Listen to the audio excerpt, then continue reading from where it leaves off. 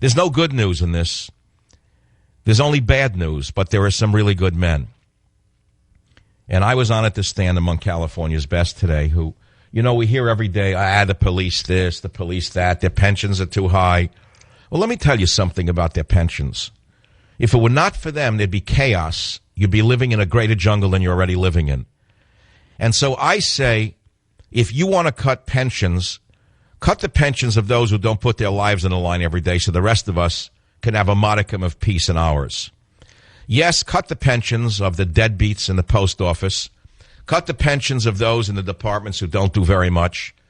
But don't cut the pensions of active duty military or anyone who's ever been in combat. Don't cut the pensions of any officer who's ever served on the line or on the streets. That's what I say. And I said it to the governor today, by the way, who was kind enough, frankly, to meet with me. I didn't ask for it. He didn't ask for it, but we ran into each other. We're on the opposite side of the political line. Governor Jerry Brown is a leftist. I'm a rightist, put it that way. But there was no politics there today. There was no right. There was no left.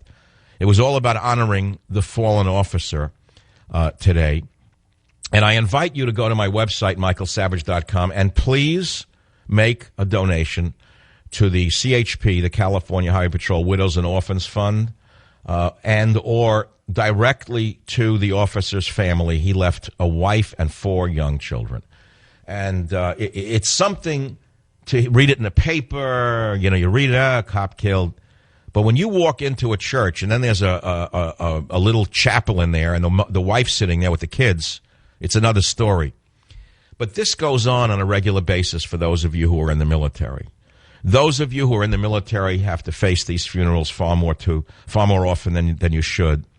And this officer, as I say, was not only a father of 4 and a husband, but he was also a member of the U.S. Army Reserve. And I was very honored, frankly, to be allowed to stand among California's best today.